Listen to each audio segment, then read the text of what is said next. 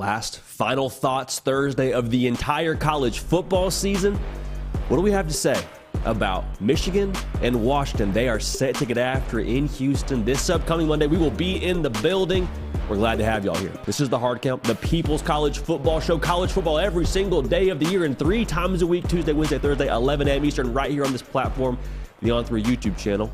Worth subscribing to if you ask me. Hey, where are we in college football? There's a lot made about moving from this chapter to the next chapter. We have spoken about it extensively on this very program, but when we, pop the hood on this whole thing and we kind of take inventory of the health of the sport, the intrigue around the sport, where the sport's headed, what's going on, and maybe it's good for us to kind of have a maybe council meeting together as a college football community. We'll give you our thoughts on that here in just a minute. The transfer portal, it is technically closed, but there's an extended window and you got some names in there. And just to be clear, you do not have to commit by the time the portal closes. You just got to be in the door. So a lot of names are starting to jump into the portal that had games in the New Year's Six Bowls or the college football playoff. And a couple of those that I think are potentially going to make waves across the college football landscape depending on where they land. Got some more to talk about when it comes to Alabama, because that was a big talking point yesterday for a lot of folks saying, well, what's going on at Bama? They had, close to double-digit guys, it might be double-digit guys right now, jump into the transfer portal. Is there dysfunction in Tuscaloosa? Are there problems for Nick Saban and company? We'll give you our thoughts there and try and provide a little bit of context to that whole situation. We're glad to have y'all here. We leave for Houston tomorrow. I cannot wait to see a lot of y'all there, a lot of y'all that we saw throughout the season. I'm sure we'll be there. We have a pretty solid following in the Lone Star State, so we're excited to link up with y'all there and watch a heavyweight bout when it comes to this college football playoff. Make sure you're following me on the social channels at JD Piquel, Twitter and Instagram. We'll have content for you behind the scenes. We'll have, sort of a stream of consciousness from media days, from the game itself. Like, if you want to interact with the show to the nth degree and really just squeeze the life out of every single possible utility you can when it comes to the Hard Count, make sure you're following on those platforms, as well as subscribe to this channel. At last check, I've told you this before, we had somewhere in the range of 70% of our audience that's already watching the show still yet to be subscribed. So if you're already watching, would love to have you just double check you've hit that subscribe button. Helps us tremendously. Helps us bring you the content that you want. It is Thursday, January 4th, 2024.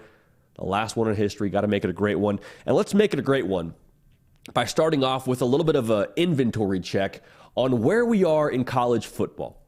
Because this national championship, I think, gives us a pretty good gauge for the competitive landscape. Because how often did you hear something like this? Hey, to win a national title, you have to have X amount of 5 stars. To win a national title, you have to have X amount of resources or recruiting prowess or whatever kind of label you want to put to it.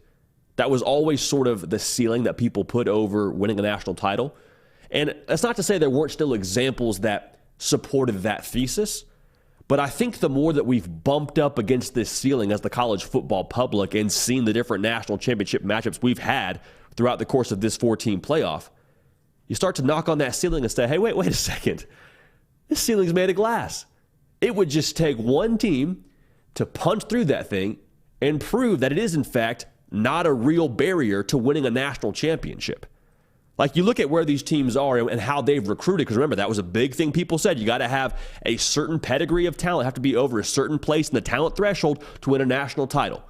Y'all, if Washington wins the national championship, they will have done it with an average class ranking when it comes to the recruiting trail the last 4 years of 36. They will have averaged a 36 class ranking if they win the national title. Now, Michigan, bigger brand, more resources, so there is a little bit more legitimacy to the ceiling we've put on the national title, or national championship winners, rather, over the last couple of years. But you look at what they've done. The last 4 years, they've been outside the top 10. In terms of their average class ranking, they've had a couple of classes be at 9. They had a class at 10. But overall, they're sitting there right around 13 is where Michigan would sit. So everyone telling you got to, recruit at the top 3 level to win a national title, it gets you in the building, but you have to actually play the games as well. And we look at what's happened the last couple of years, too. You've had TCU in the national championship. They got boat raced. I understand that they were still in there. still beat a Michigan team. You had Cincinnati, a G5 team at that point in time, make the college football playoff. Again, I'm telling you, this ceiling, it's glass. Just because those teams haven't won the national title doesn't mean they weren't in position to compete for it, because they absolutely were by nature of them making the college football playoff. Why both these teams are here, yes, they've recruited to a certain degree and used the portal really well. I mean, that's quite frankly why Washington is in this game, in my estimation. I don't think you get to this game without Michael Penix Jr., but they've developed extremely well also. That's also a major factor as to why they're in this game. They've done more with, and I hate to say this, but they've done more with less in a lot of ways. And when it comes to strategy and scheme, they've knocked it out of the park. And that's been a case study in this year. So again, big college football has told us, hey, you gotta have a little bit more balance across the landscape. That's why we're going to a 12-team playoff. You know, the big boys are always in it. You hear people say this all the time. Well, the same 4 teams always make it. No, they have not.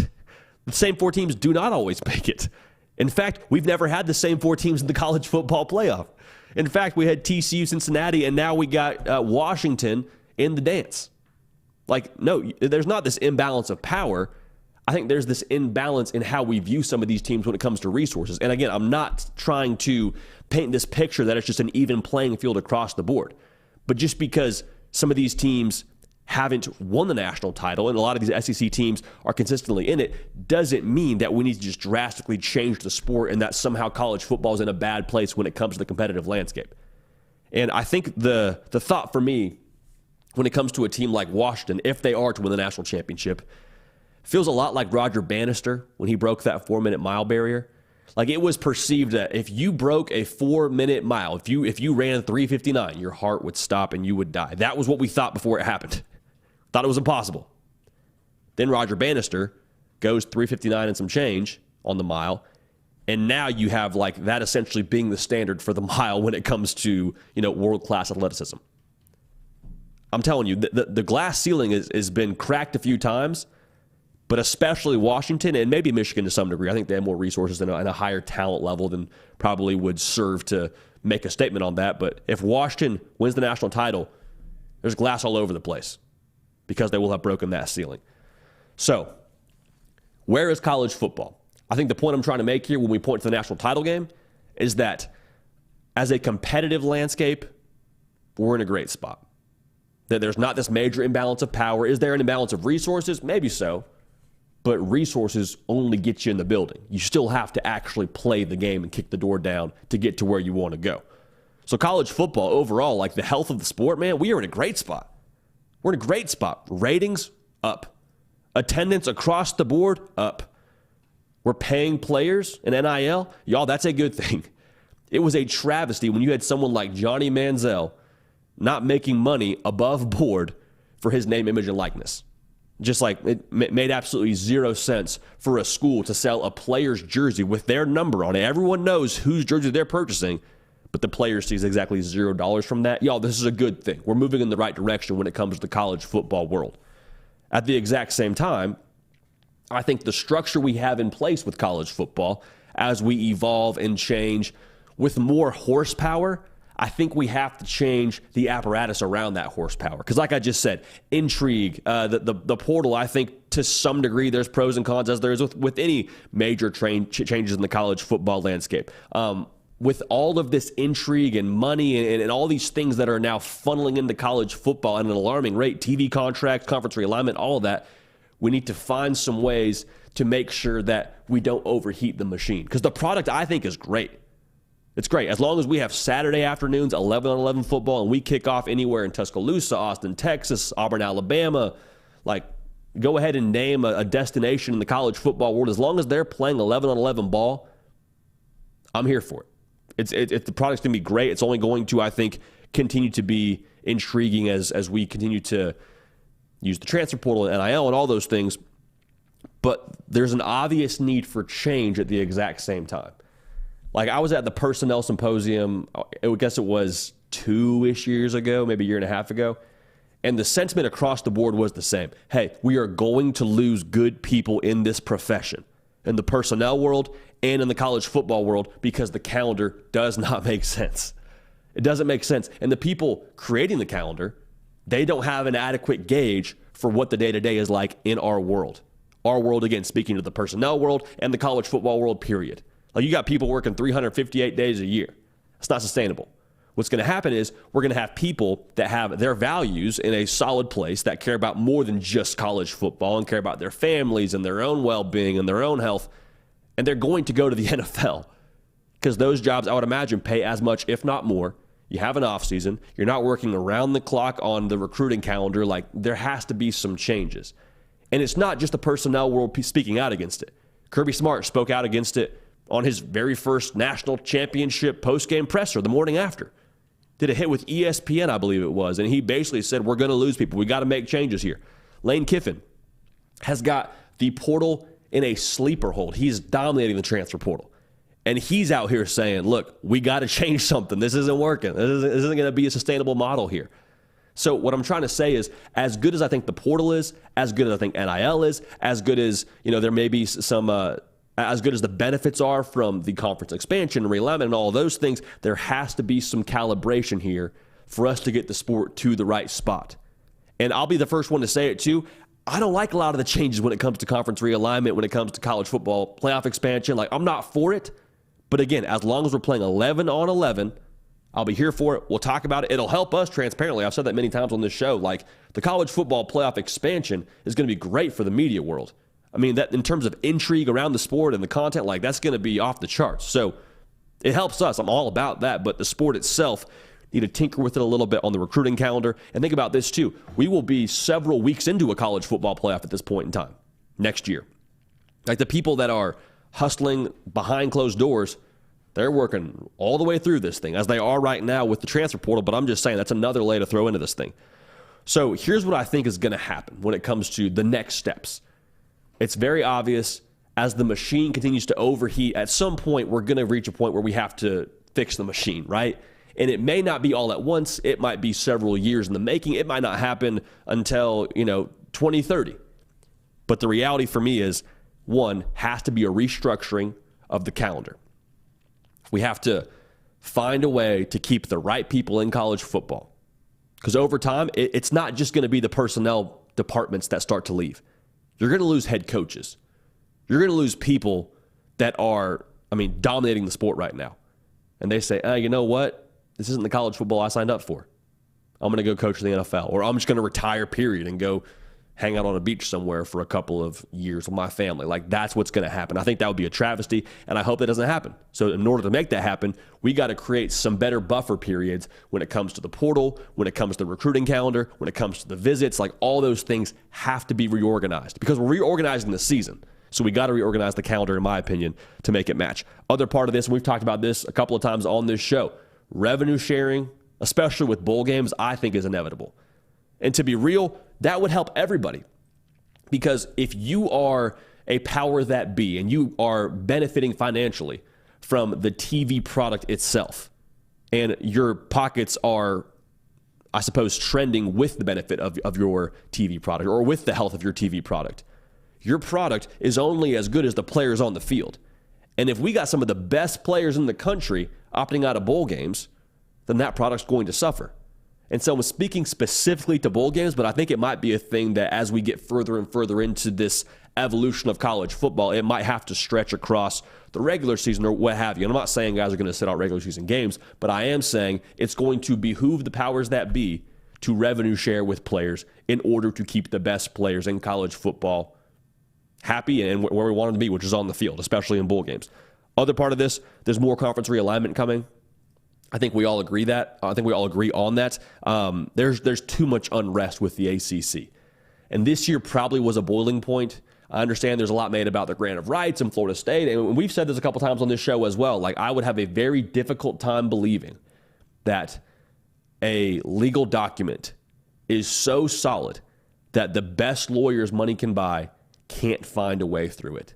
Can't find a way to make sense of a document to where it's so ironclad to where we can't make the powers that be that are paying those lawyers get what they want.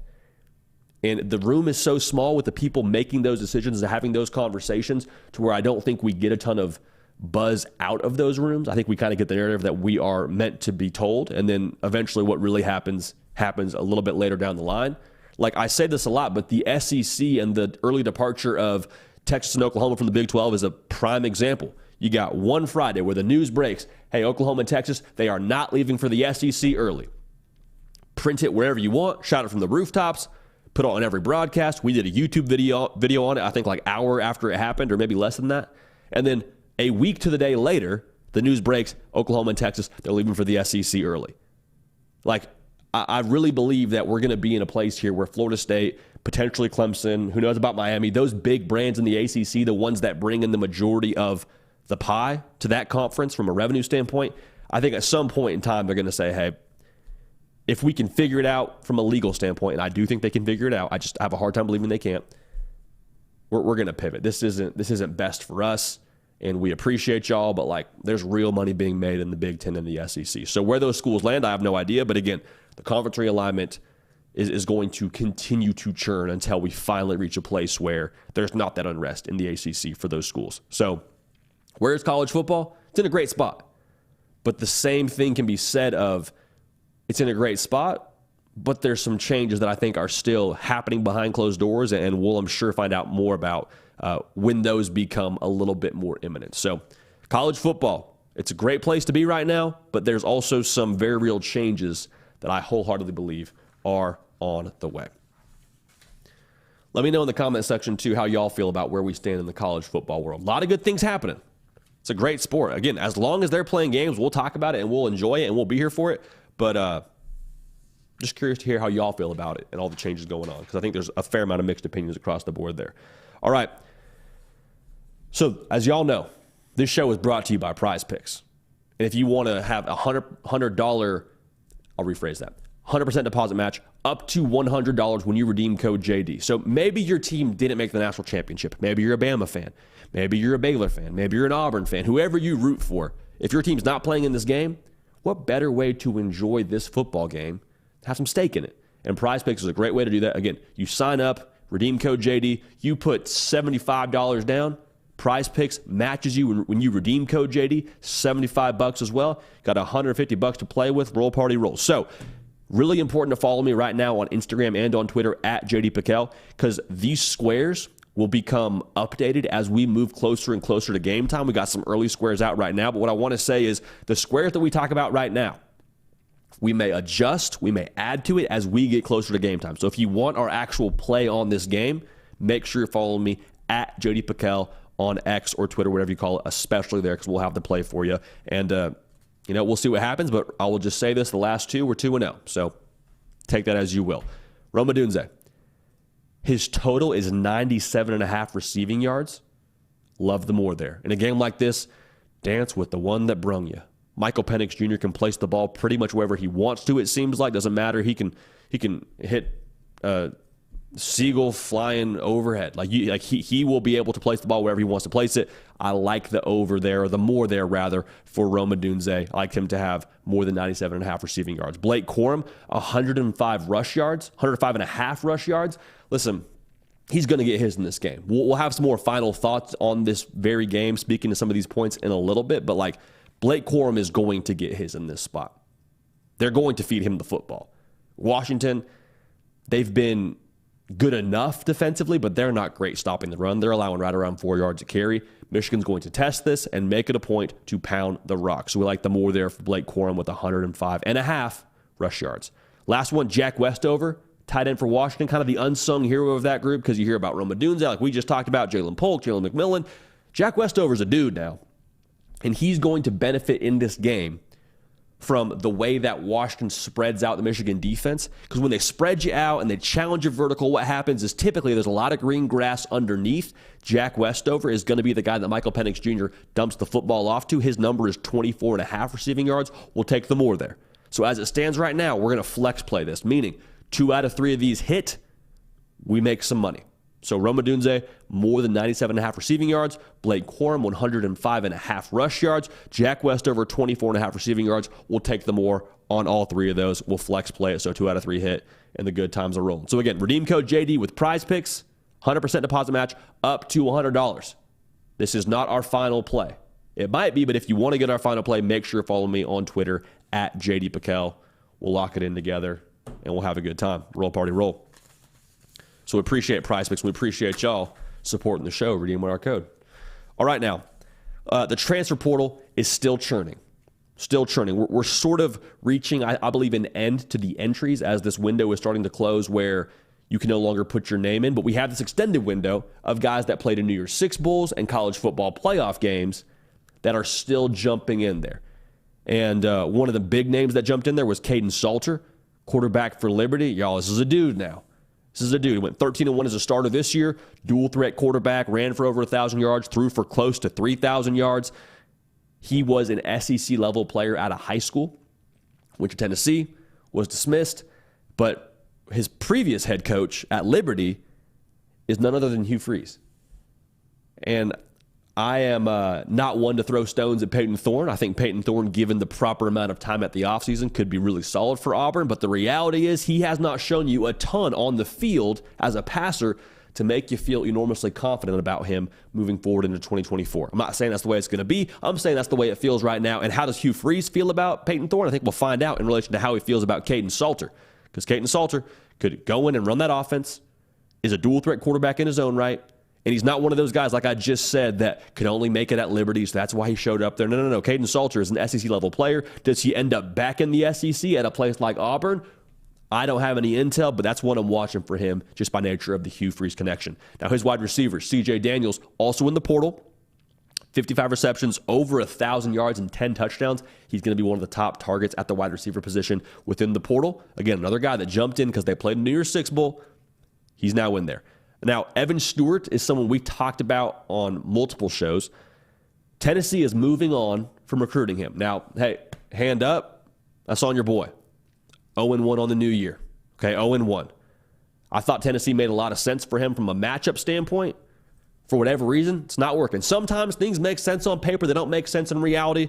I'm watching Oregon for him. That's not a prediction, just a school I'm watching. Do I have any intel? No, but I am watching Oregon because I saw him post on his Instagram story a picture of the Oregon uniforms that they were wearing for their bowl game. So I don't know what that means. Maybe he just likes the unis. Maybe it's a little Easter egg there. But, I mean, the dude's a baller. Top available player in the transfer portal. The fit isn't really the thing with him. It's just where does he end up going and who's able to recruit him the best, because dude's a stud. So Tennessee moving on. Again, hand up. That's on me. We'll rebound, regroup, get better in the new year. Speaking of receivers, though, Julian Fleming was the top wide receiver in the class of 2020. He was at Ohio State last year. He has committed to Penn State. Now, this is massive for Penn State because if you've watched them at all this year, you understand they got a good quarterback in Drew Aller, at least I believe a good quarterback in Drew Aller. I think he showed flashes. They got solid running back room coming back with Nick Singleton and Katron Allen. You expect the defense to be good yet again, but here's the deal now. They were not able to have that extra gear offensively, and that was most visible in the Peach Bowl.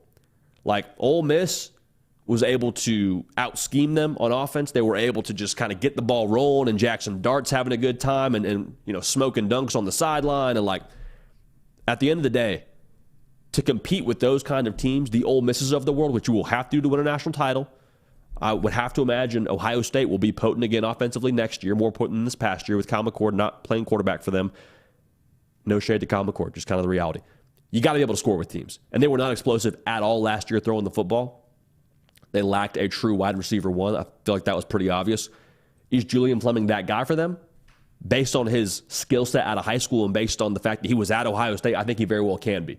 Quick note on Julian Fleming. He got on the field at Ohio State. So it wasn't like he was just buried in the depth chart. He just wasn't the go-to guy. And it's one thing to not be the go-to guy as the number one wide receiver in your class. It's another to not be the go-to guy at a place like Ohio State where you got Emeka Egbuka, Marvin Harrison Jr., and other freak shows running around in that room. So I don't judge Julian Fleming in a different light because he wasn't the dude at Ohio State. I think a lot of that's just fit, and I think a lot of that's wide receiver room. Kind of got a theme here with wide receivers. Dorian Singer, wide receiver at USC and formerly a wide receiver at Arizona, is back in the portal. He had over 1,000 yards in 2022 with Arizona. Guy can play. So don't let the lack of success that was similar to what he had at Arizona deter you from thinking he's going to be a dude. He will be highly sought after. I have to believe that. I think he'll have a lot of options. Now, Nick Scourton is the best edge available in the transfer portal per us here at On3. He is a transfer from Purdue. and he visited Texas A&M yesterday. He might be on his visit to Florida State as we speak. He visits Missouri tomorrow, and the day after that, he's at Oklahoma. So dude's going to be pretty much on tour the next few days. But he was the Big Ten leader in sacks last season. We've seen, man, if you just have a game wrecker off the edge, that changes the entire complexion of how teams scheme against you. I think it changes the entire complexion of your ceiling as a team. I'm not saying Nick Scourton is that, but I'm saying he can be that for you should he land in the right situation. So we'll see where he ends up at. We'll have, obviously, thoughts wherever he ends up at, but that's another big fish, arguably the biggest fish next to Evan Stewart out there in the transfer portal right now. So we'll keep an eye on all things portal. We always do right here on this platform, the On3 YouTube channel, so make sure you're subscribed. But there's a lot to talk about when it comes to what's going down in the portal right now. And listen, there was a lot of buzz yesterday with the transfer portal, specifically around Alabama. Like, folks saw what was going on in Alabama and saw that they had close to double-digit guys. And again, it might now be double-digit guys in the transfer portal from Tuscaloosa. And there was sort of, I think, this knee-jerk reaction of assuming something was wrong in Tuscaloosa, because that's kind of what we've started to, I think, believe whenever we see a large number of portal entries all at once from one school. We assume, okay, A, guys are getting cut, or B, there's massive dysfunction. Something's got to be going on. We got to take a deeper look. Is there dysfunction? Is there internal issues with the staff and the locker room? Are the NIL checks bouncing? That's one that people like to throw out there a lot. Did Nick Saban tell them something? Did he leak that he's going to retire and now guys are starting to hit the portal before he announces it? I think there's more to this than what meets the eye. So we'll break it down right now. Make sure you're subscribed right here to the On3 YouTube channel. Talking ball every single day. That includes the transfer portal. So topics like this, we tackle every single day. If you're watching this as a one-off video, it's from our live show. So make sure to dial in for the live shows Tuesday, Wednesday, Thursday, 11 a.m. Eastern. We appreciate y'all in advance for being locked in. So here's what's happening right now when it comes to the transfer portal in Alabama. The transfer portal window is different for a team like Alabama because it's much shorter. Like, if you played in a New Year's Six Bowl or in the college football playoff, you had less than a week to get your name in there. So by nature of Alabama's season ending, you're seeing guys who maybe had already decided even during the season they were going to transfer, make it official, and enter into the portal. So just because it's happening all at once doesn't necessarily mean that there's this massive problem internally. You're just seeing guys that now have the green light to transfer, and they're going to go ahead and take advantage of it because, again, that window is very, very small. They don't have 2 weeks to mull it over and think about it. They got like less than 1 week. So that's what you're seeing happening. The other part of this is Alabama is having their exit meetings right now. And so for those of y'all that aren't familiar with what an exit meeting is, essentially at the end of the season, nearly every team in college football will sit down one-on-one, coach and player. Usually it's position coach. It could be head coach, but I think most schools do it by position. And you sit down and you basically get a year in review, kind of a report card, and say, hey, here's what you did well. Here's what you can work on. And now the extra element here, and the reason why you're seeing guys hit the portal, is you're getting told where you stand in relation to the plans with this staff moving forward. So a lot of these guys, I have to imagine, are being told transparently, hey, here's where we see you on the depth chart. Unless something drastic changes, we see you as a 2, we see you as a 3, we see you a practice squad guy, whatever. And they're making a decision based on that. And so the reason why I think you're seeing more eyebrows raised here is because the guys that are on the roster at Alabama, they're not just your run-of-the-mill 2 or 3-star guy. Like, these are household names during their respective recruitive cycles that you knew about. Like, you knew who Eli Holstein was in that 2023 class, 4-star kind of quarterback. He's hitting the portal. You knew who Malik Benson was. He was one of the top, I think he was the top player out of junior college when he got to Alabama. Like, they're not just dudes that, you didn't know about, and so when they hit the portal, it doesn't really, have the senses go off too much. No, these are big-time dudes. And so that's why there's a little bit more, I think, noise around Alabama, because the brand of Alabama, 1, but 2, just the nature of a backup on Alabama's roster is different than anywhere else in the country. So you're seeing a little bit more headlines there. Now, I would also say this, too. Alabama, like everyone else in America, has a scholarship limit of 85. And so I don't think this is a thing where you're having just it be quite as cut and dry as guys being cut from the team. But I do think it's like, hey, quite honestly, here's where we see you on our team. Here's where we see you on our depth chart. And it's a benefit for Alabama because they're like, hey, we got to make sure you know where you stand with us. So if you want to hit the portal, one, that helps you and it helps us in the sense of our scholarship count. It helps us know what we can and can't do when it comes to adding guys via the portal, when it comes to, future recruiting efforts like that. That's kind of, I think, where Alabama is right now. And so being transparent is mandatory, not just at Alabama, but across the college football landscape right now. Like, I think at this point in time, the leverage of players is such that you now cannot, string a kid along and say, yeah, we think you're at this point on our depth chart. We'll see where we are in the spring. And then before you know it, the kid's missed his window to transfer. Like, Alabama needs to make sure they have the right space to bring on who they want to bring on. So this is not dysfunction. This is just roster management. This is the transfer portal calendar doing what it does. And, it's quite honestly, again, I think just transparent conversations from coach to player. So more power to Alabama. There's not dysfunction. There's not real issues. It's just a sped up shot clock for guys to have to transfer if they're going to transfer. And that's what you're seeing happen here. Seth McLaughlin, the starting center for Alabama, also in the portal. And per Pete Nagos, it sounds like Ohio State could be in the mix there. So keep an eye on them. But you're just having transparent conversations. And that's why you're seeing what's happening. And you're hearing about it because it's guys that you know. So that's kind of what's going on in Alabama. No major issues. Saban's not retiring. In fact, Terry Arnold says he's going to coach till he's deceased. So Saban's a robot, just like we all thought. Hey, everyone who's tuned in right now, if you could like the video, we'd appreciate that tremendously. I had someone on here yesterday tell us we are thirsty for likes, and that is, of course, true. So if you could go ahead and hit that thumbs up button for us, that would be tremendous so we can reach our goal of 100. So we'll keep on rolling here. Going to get to our questions here in just a little bit. Make sure you get in there. We got more to talk about that. We got final thoughts on the college football playoff. And before we get to that, we got our thoughts on the conversation that's slowly but surely starting to simmer around Michigan. There's a lot of people that are asking the question, well, if Michigan does win the national championship, if Michigan hoists the hardware in Houston, is there an asterisk next to it? Because remember the Connor Stallion stuff and the Jim Harbaugh stuff at the beginning of the year with the recruiting violations. A lot of people, I think, are wondering if this is going to count. And I say count more so in a metaphorical sense rather than a literal sense. We'll talk about the literal sense here in just a little bit. But I think when you look at this whole conversation around Michigan and around the Connor Stallion sign stealing stuff, there's always been two extreme opinions, right? One has been they did nothing wrong at all. Prove it. Prove it. They did nothing wrong. And you hear that mostly from the good folks in Ann Arbor. And to be honest, I salute y'all. Do what you got to do. Support your team. The other side of this is they are cheaters. They should be disqualified from the college football playoff. Give Michigan the death penalty as a football program.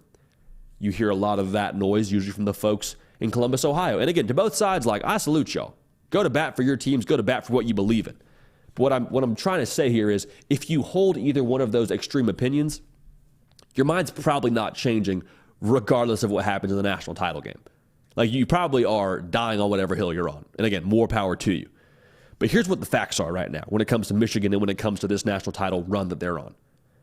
Everyone that has played Michigan has been on red alert of the sign stealing stuff. So either you were like Alabama and didn't watch film on your own, or you more than likely changed your signs, or you had a certain game plan going in that was different than previous game plans. Everyone that's played Michigan has kept their game plan as close to the vest as possible. What I'm trying to say is the sign stealing stuff that might have been a factor last season, if it was a factor last season, is, I would say, with almost absolute certainty, not a factor in this season. So here's the facts. Michigan is undefeated. Michigan has beaten 3 top 10 teams, one of which being at Penn State, and another of which being in the college football playoff against Alabama. Of course, that other team being Ohio State that they played against in Ann Arbor and won that game, but the point still stands. Quality competition. They beat all 3 of those top 10 teams. Michigan, undefeated, beat 3 top 10 teams, had no head coach for the games at Penn State or Ohio State. They had a head coach. It was Sharon Moore. It wasn't your head coach in Jim Harbaugh. It's also a fact that Michigan has somewhere in the range of double-digit dudes that are going to play in the NFL. They've had the same results this season and better than the season previously, which was, again, of course, the accused sign-stealing fiasco going on. And I'll be transparent too and say, I think they probably cheated.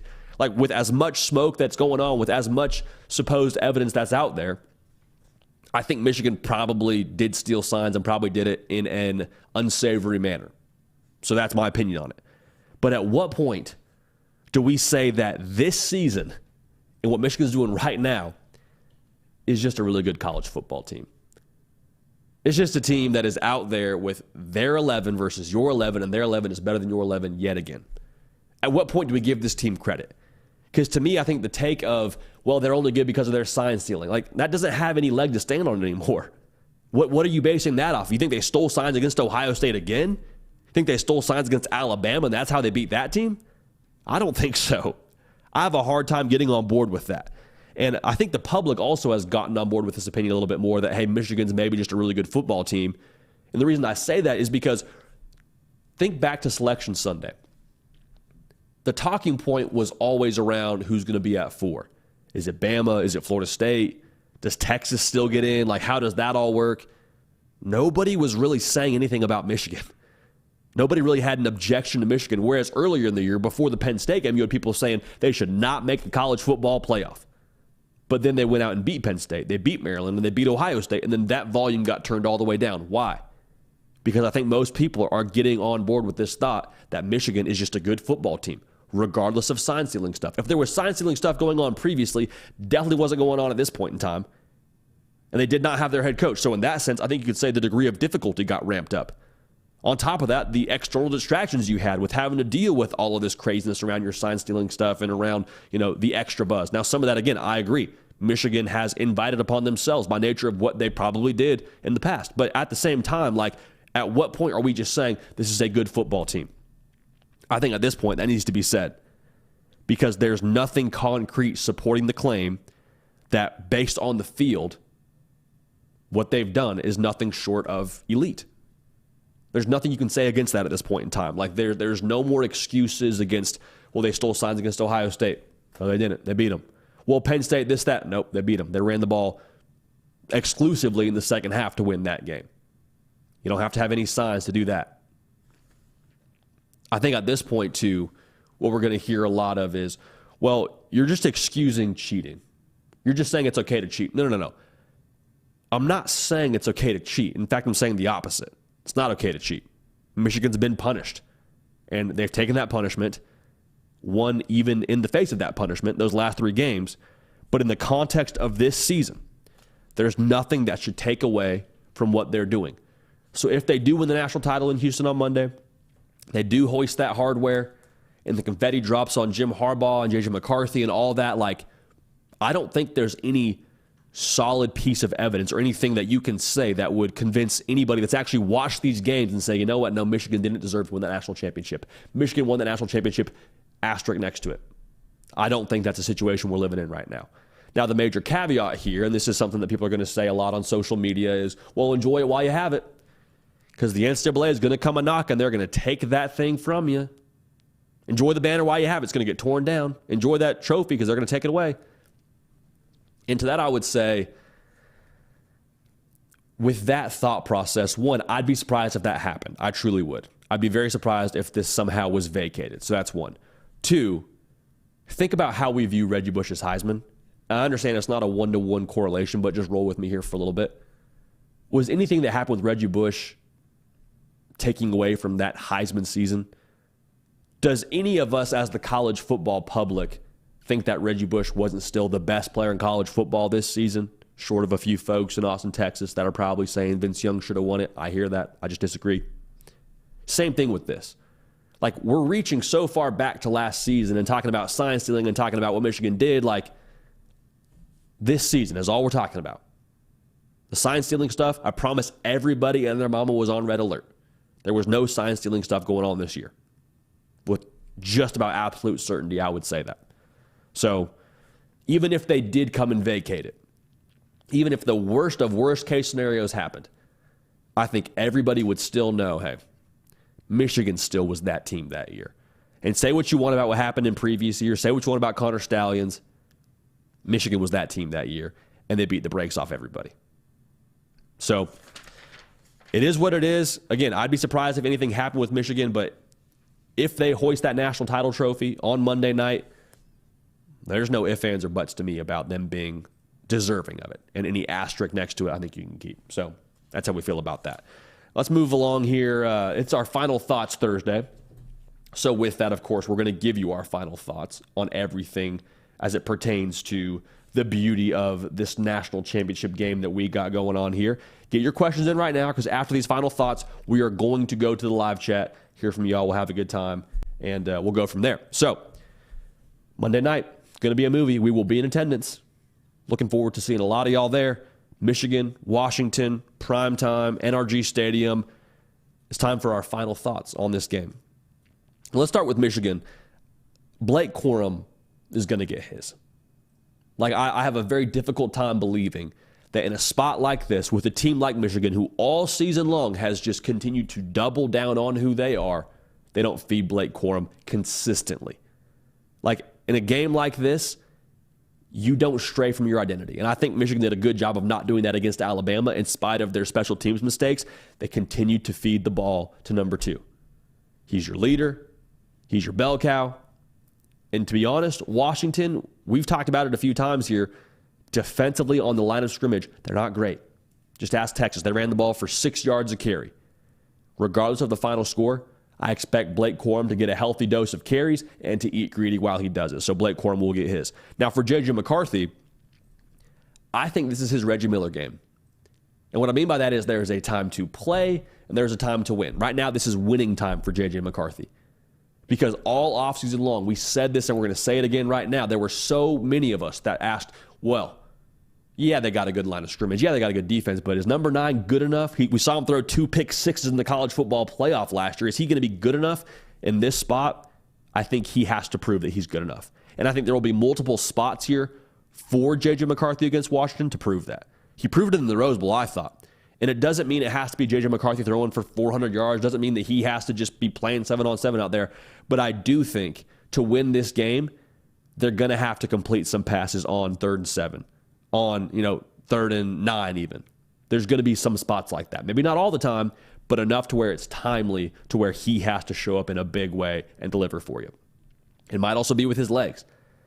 The way that he played in that Rose Bowl, I felt like it was him just willing himself and willing this team, quite frankly. His run on that final drive, the way that he took a shot and pretty much didn't even see where he was throwing the football in that trick play earlier on in the game. Like, this is a game where you're going to empty the tank if you're J.J. McCarthy. You empty the tank regardless because it's the national championship, for goodness sake, but this is the spot where he defines his legacy at Michigan. He's already got a great one, but this would be, I think, one of those, hey, put him on the Mount Rushmore of Michigan quarterbacks up there with Tom Brady and company. Expect Michigan defensively to be really physical with these Washington wide receivers. One, because that's who Michigan has been in this defense under Jesse Minter. They're going to mix it up on the outside. They've got good length between Wallace and Will Johnson. They're going to push them as much as possible. One, because who they are. Two, I think you have to do that against Washington. You have to. You cannot give them a ton of cushion and allow them to get that quick game going. Because if they get that quick game going, if they're able to get in rhythm, it's going to be a long night. So look for them to be disruptive early and often. But keep an eye on the success rate they have with putting hands on these wide receivers for Washington. Because being physical is phenomenal if it works. If it doesn't work, you swing and miss, a lot of green grass behind you. And as good as their safeties are at Michigan, Mikey Sanders still, I think, is a stud, one of my favorite players to watch in college football. It's tough to do that against guys like Rome Odunze and Jalen Polk and all the freak shows they have in that wide receiver room. So keep an eye on that. Now for Washington, the ball placement for Michael Penix Jr., by nature of what we just said, is going to be massive. And I don't just mean he's got to be accurate because that's the obvious. Of course, you need to bring your best on a stage like this. But I anticipate the windows against this Michigan defense to be really, really minimal. Meaning, as accurate as he was in that Texas game, I think you need the exact same kind of output. Because it might be a lot of back shoulder when Will Johnson's man-to-man with Rome Odunze. It might be a lot of, hey, layer that football over the linebacker in front of the safety to Jack Westover. It's going to take pinpoint accuracy and not just making the right decision, but putting the ball in the right spot. It sounds obvious, but I promise you, with as tight and as physical of coverage I expect Michigan to play, that will be paramount. Rome Odunze, he sets the table for this offense. He's going to challenge vertically. They're going to call a fair amount of plays for him to go vertical. He's got to win one-on-one. That's obvious. We've talked about that. But when he wins one-on-one, or even with the attention he demands, he's going to set the table. But who's going to eat the scraps is Jack Westover. We talked about him a little bit in our prize pick segment. When Washington spreads you out the way that they do and puts pressure on your secondary and forces you to drop back and sink deep, what that leaves is a lot of green grass underneath. And so if you get Jack Westover on a tight end, I think that's advantage Washington. That'll be massive in this game. You need him to come up big for you to keep the chains moving. Because as good as your wide receivers are, I don't know that it'll be a thing where they're just open from the jump. Like, I don't think it's going to be a thing where, hey, 4 quarters, it was just a clinic from Rome Odunze. It was a clinic from Jalen Polk. Like, I expect them to have good games, but you got to have some other answers outside of your fastball. Washington averaging 9 yards a pass, top 10 in the country. They're averaging 350 yards a game passing the football, number 1 in the country. There's a reason why they're as good as they are. Jack Westover has to do his part in this game. I think he will. I think they'll call upon him pretty frequently. Now, when it comes to the game overall, man, my final thought on the game, we've already given you our pick, given you our predictions, so go check that video out if you have not already, after this live show, of course. I think this is going to be a game where neither side is able to really gain that separation like we talk about. Now, the separation, to be honest, I think if it were to happen, would favor Washington the most. Like, they would be the team that's hardest to catch if they get up 14-3 or 17-7 or whatever it might be. But, like, in this spot, with the mismatch on the line of scrimmage for Michigan, or for Washington, rather, I guess, the advantage for Michigan on the line of scrimmage, I think they're going to be able to answer scores and at the very least be able to hold the football and extend drives and give their offense a chance to keep Washington, rather, within arm's reach. And when I say arm's reach, I mean it's not going to be a thing where they have to just consistently and routinely chase points against Washington. I think this is going to be a game that we could see 13-10 at half or 21-17 at half, favoring either side of this thing. Like, I think it'll be close all the way through the game. So, just by nature of the styles and by nature of the way that Michigan is going to challenge Washington to meet them in the hole over and over again, it's going to be a good one. This is not going to be your 65-7 blowout you got last year. Get the caffeine. Tell the kids it's going to be a long night. Tell them we got to lock in for this one, because I expect this to be every bit of the 4 quarters that we bargained with. And now, to give you a little sneak peek into our game prediction, if you haven't watched it yet, we think this is a field goal either way. So if that gives you any gauge on how we feel about the line, we think the points, if you're giving Washington 4.5, we like Washington 4.5, but regardless, think a field goal decides it either way. So we can't wait for it. It's going to be a movie. We're going to be there and want to hear your pick in this game as well. So let me know in the live chat, let me know in the comment section, and get at me on social media at JD Pickell who you think is winning this football game. Those are our final thoughts. Now, I want to kind of pivot here into a couple of special ad reads here. A couple of special ad reads that I want to get to. Make sure you like the video as you're here. Again, someone said we're thirsty for likes. That's extremely true. We're not hiding from it. We're not running from it. That's kind of the case. When it comes to our prize picks from bowl season, we got to recap those for you. I'll do it kind of quickly. We had Peyton Thorne going for less than 166.5 yards in the bowl game. That did, in fact, hit. Devin Brown, less than 228.5 pass yards. Hate to see it for Devin Brown. He goes out of the game early. It's good for our prize picks. That does, in fact, hit. Now, Jackson Dart, we had him less than 200.5 pass yards. That did not hit. Jackson Dart was passing out T-shirts and juice boxes after the game to the good folks at Penn State because he put on an absolute clinic. Okay, he went, I think, nearly almost 300, if not more than that. So the good news for us, though, if you followed us there, it's a flex play. It's not a parlay. We didn't need all 3 of those to hit. We had a flex play in play. And if it were, we needed all 3 to hit, that'd be a power play. So there'd be a greater payout. But 2 or 3 of those hitting, flex play, we get some return on investment. The good times are rolling. Redeem code JD, 100% deposit match up to $100. Got a lot of the good folks in the Instagram comments saying fade this, fade that. We appreciate that. But if you followed us, shout out to y'all. The good times are rolling there. All right. Now, I want to move into another special ad read we got for y'all. And this is a new partner here to the program. And that is the good folks over at Axia. And let me just show y'all this. Axia time. They sent us a watch for the college football playoff. I'm going to get to this actual read here in a second. But y'all, look at this. Overnighted this to us. We're going to wear it at the game, man. Like, I've never owned something so nice. I don't know if y'all can see here on the YouTube feed, but like, look at that. Got the 2024 college football playoff logo on there. Got some sick piece there as a whole. Like, I hesitate to say what that's made of because it's actually awesome, and I don't want to undersell it to y'all. But overall, man, like, they took care of us. Axia, great people. We appreciate them for that. Absolutely massive. So here's the deal. Really excited to announce a new sponsor, Axia Time.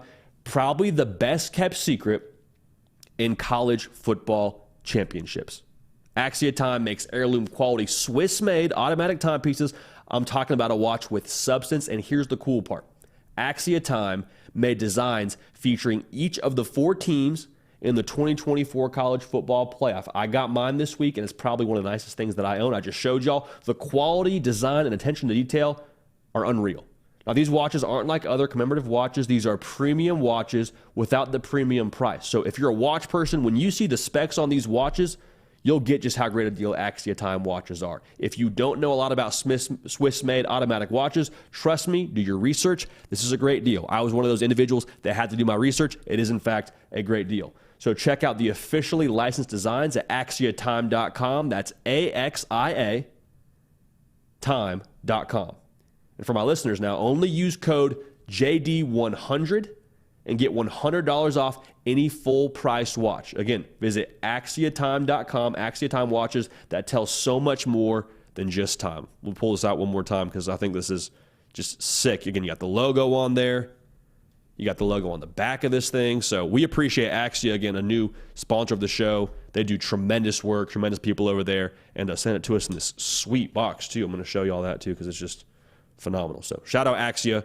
Big fans of what they do, and appreciate them supporting the show and supporting all of us here by giving us that code JD100. So let's bring on now the man, the myth, the legend, keeper of the queue, a man who's on time all the time.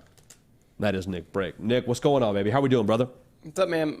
So second poll today was the national champion will be, it's Michigan by 10 plus, Michigan by 10 or less, Washington by 10 or less, Washington by 10 plus. Without looking, JD, what do you think's the highest? Ooh, okay. So I'm trying to look right now, but I can't pull up the entirety of it. I see Washington by 10 or less getting 34% of the vote right now. You're cheating. I know, but I can't see anything else. It's so close. Washington by 10 else. plus is 33.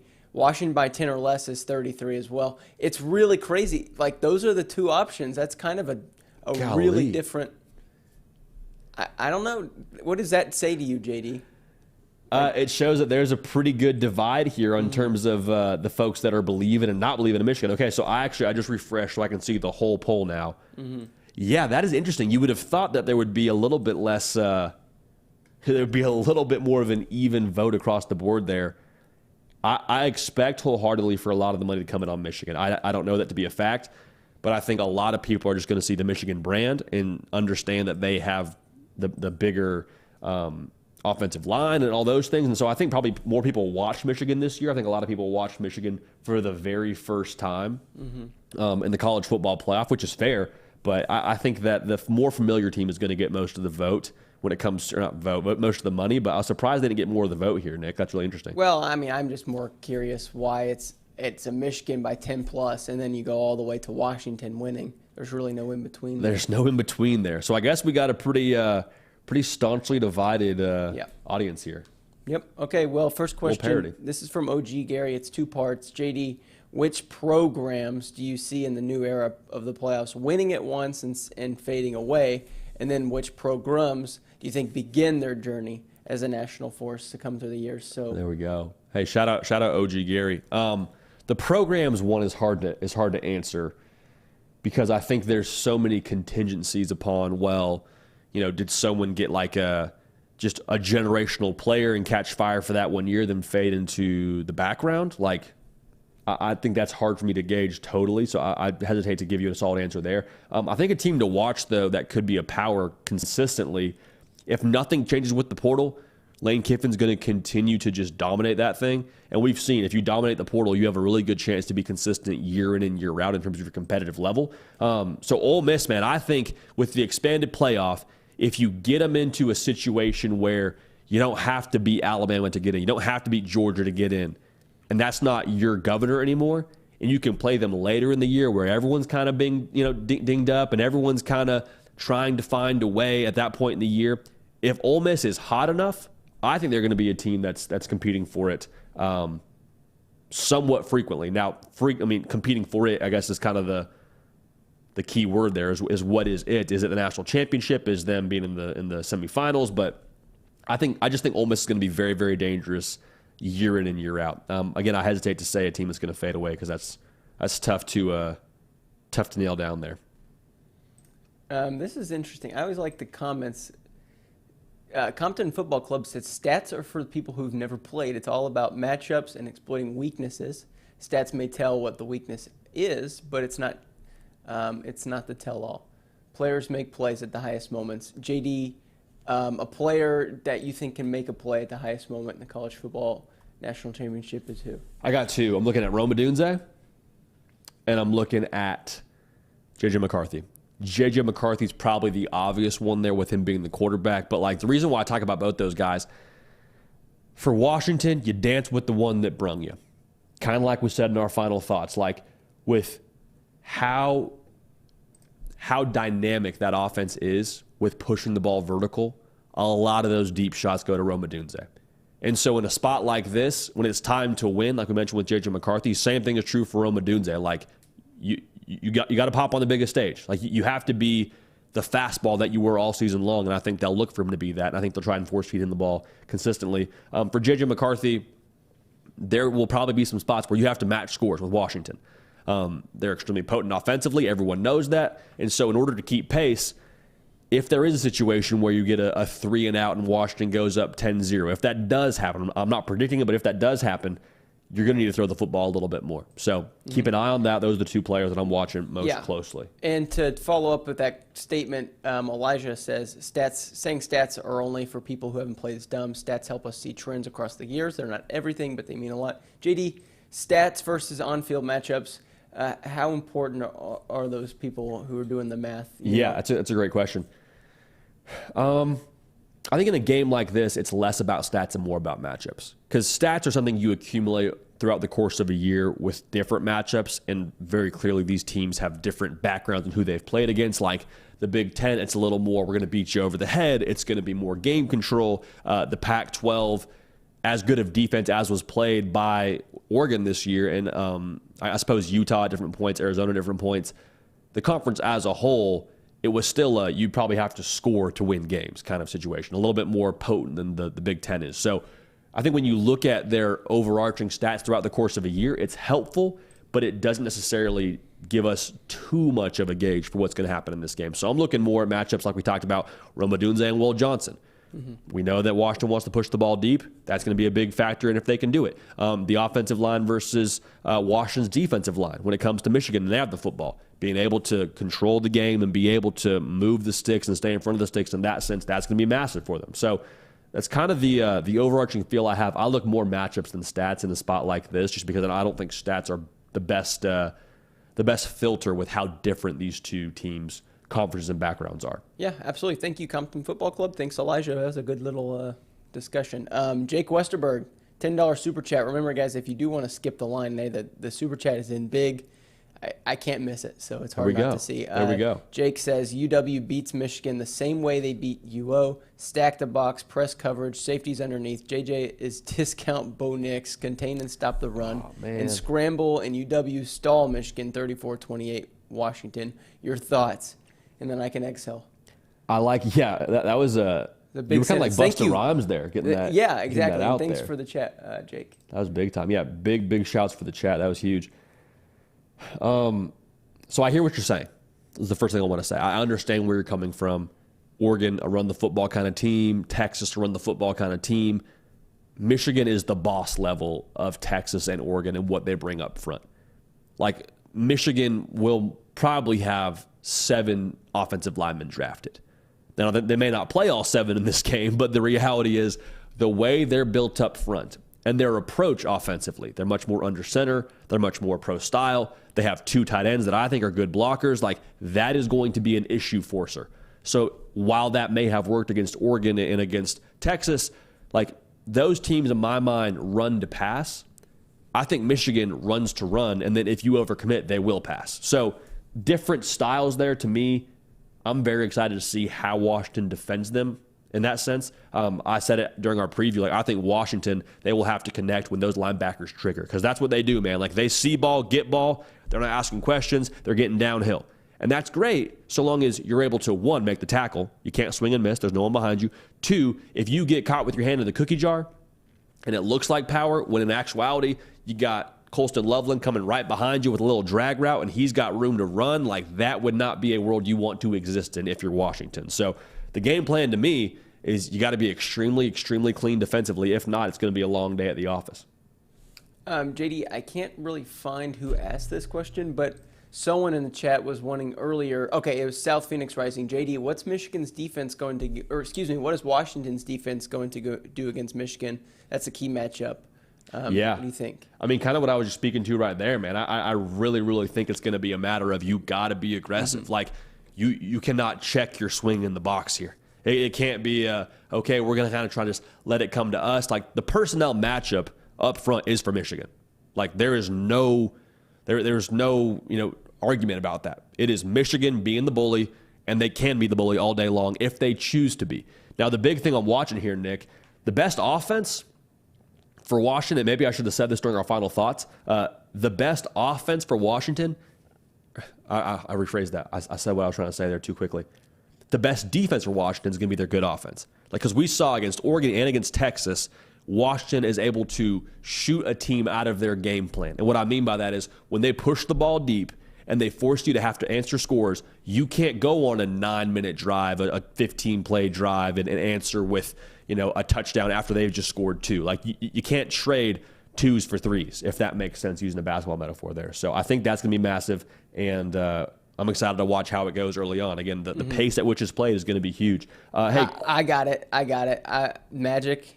There we go. Yeah, I know. He's been asking us a lot, but I've just been waiting for the right time. Oh, I like it. Okay. Getting angry that I've not answered. Thanks for the chat. There we go. Can Rogers and Nixon fill in for, okay, I'm going to just ask the original question. I love it. Framed it a little I think I see what he's saying. I think he's saying if there's no Dylan Johnson, is that production replaceable? Yes. He says if Dylan Johnson can't go Monday, do you think Rogers and Nixon can fill in the holes? I'll do one more call for likes as well as we're moving towards our goal of 100 here. A little thumbs up icon under the picture, folks. Appreciate y'all. So everything that I've seen based on the Twitter sphere is that he's going to try and go, Dylan Johnson. Now, if for whatever reason he gets in there, hey, coach, doesn't feel good, a little bit gimpy, we got to get off the field. I don't think there's any replacing Dylan Johnson. I think it's just, can you be enough of a factor to still demand attention from that Michigan front? Because if you don't have any threat to get downhill, like Dylan Johnson is for that Washington offense, it's going to make you very, very one-dimensional. And that's not to say that Washington can't still throw their way to win this football game, but it would be, I would feel a lot less confident if I'm a Washington fan if we don't have Dylan Johnson in this spot if we're the Huskies. One more note here, as I think we got a lot of questions in the chat. There was something that I saw this in I see someone saying free our boy Jay Floyo. That's funny. I hope Jay Floyo's okay. No, Jay Floyo is doing well. He has a job that conflicts with our schedule. That's why he's not watching. That's right. Hopefully it's going well. We do miss his comments, of course. I hope so too. I'm sorry, Nick. I got sidetracked there. No, that's fine. So seeing this circulating the Twitter sphere, and I believe, I want to make sure I have the right individual reporting on this. See who it was. But there's buzz around Quinshon Judkins telling the staff he's going to enter the transfer portal. Yeah, so I didn't bring that up because we did get a text earlier not to mention it because it wasn't official. Is it official now?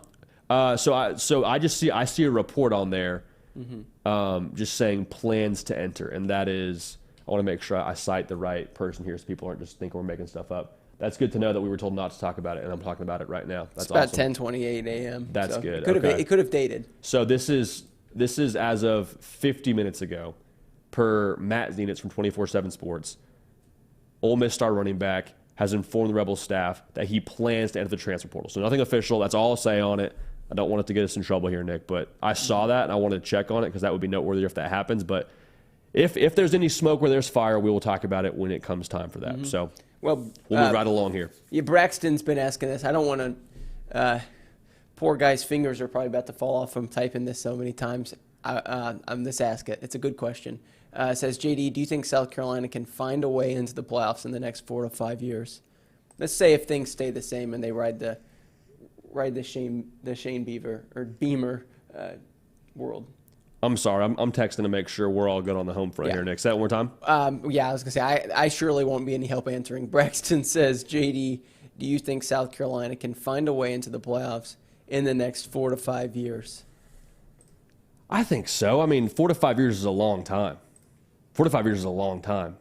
So for me to sit here and say that they couldn't find their way into the playoff as it expands, I mean, shoot, look at Washington. Look at TCU. TCU was, I mean, in a lot of ways, a afterthought in the Big 12 conference prior to what Sonny Dykes did there last season. So is it a thing that is going to, be a pick for us next year? Probably not, but I wouldn't count them out, is what I would probably leave off there. Like, I think with the 12-team playoff, all bets are off for that 8 through 12 spot. Like, I think that first 6 or 7 teams you can usually pencil in, okay, we probably feel good about Bama, probably feel good about Georgia, probably feel good about Michigan, probably feel good about Ohio State. Like, okay, so that's 4 right there, probably an ACC champ.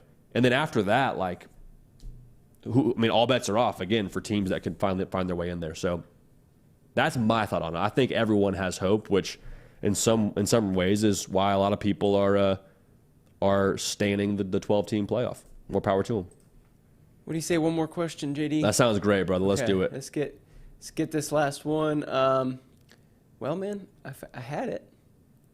You're good, brother. I'm getting there. Do you have any final thoughts on this championship game, Nick? Well, my final thought is that we only have 82 likes, JD. Our streak's in jeopardy. Oh, dang. Okay. Well, there we go. But so everyone like the video. If you don't mind, I know we're obviously fishing for likes, but that's the job. Hey, you got to keep the lights on somehow. Got to keep the lights on. Our blue lights behind you aren't going to stay on by themselves. There we go. Okay, I like this question. This is going to end it for us. And if we didn't get to it, come back, ask a question on Tuesday. Morrow says, what should we ask ourselves if Washington wins the college football playoffs? And then how good is Oregon for losing twice by 3 points? Definitely better than what we thought. JD, what do you think? That's a great question to end on, Nick. So, one, I appreciate you, brother. You're the absolute man. Thanks for holding it down. Yes, sir. And I would say we'll do it again tomorrow, but we won't. We'll do it again it's gonna be a while. Tuesday maybe, or we'll do it together on Wednesday. From Houston, and then I'm off Wednesday through Friday next week. So. Well, there you go. Well, we'll find a way. Well, you'll be Trey Yannity's going to be in here for Wednesday and Thursday. There we go. Beautiful. Brother, I appreciate you. Congratulations on a great season. Mm-hmm. And we'll keep a good thing going. Good deal, Nick. Appreciate you, man. All right. So, if Washington wins the national championship, what it says about Oregon, I think, I saw this a few times in our question and answer on the social channels. Oregon's really freaking good. Like, I don't have any different feel on Oregon based on whatever Washington does in the national championship game. I think Oregon had a case to be in the top 4. Now, the reality is, lost by 3 points 2 separate times. So, obviously, the games matter. They have to matter enough to where Oregon, if they had won, they would have been in that Pac-12 title game. They didn't, so they're on the outside looking in. But Oregon, as a roster, I think is in a very competitive place in the college football world. Like, they will be a factor here, I think, for the foreseeable future, as long as Dan Lanning is running that show. They crushed it in the portal. They developed well, strong culture, got his team ready to play in a game that they had Liberty on the other side, had aspirations to win the conference and to make the college football playoff. Neither of those things happened, and they still came out and were dominant in their bowl game. So I think Oregon, I don't feel anything different about them. I think they're just as good as they were prior to those games and prior to this college football playoff. They're phenomenal. They're phenomenal, and they are one of the best teams in the country. Not the top 4, but one of the best. What it would say about college football, though, kind of what we said at the top of this whole segment, or top of this whole live show, rather, there's this glass ceiling that we keep talking about of you got to have this many 4 stars, this many 5 stars. And there's some truth to it in the sense that talent gets you in the building, but if you want to win the national title and kick down the door, it takes more than just talent. And so Washington, did they recruit the best talent in the country? No. They have an average class ranking of 36 the last 4 years. So, no, they don't have the best talent in the country when it comes to the recruiting side of things, but the way they develop and the way they've used the portal is why they're in this spot. On top of that, the way that they have been able to scheme extremely effectively. Ryan Grubbs deserves all the credit in the world for what he did with that offense this past season.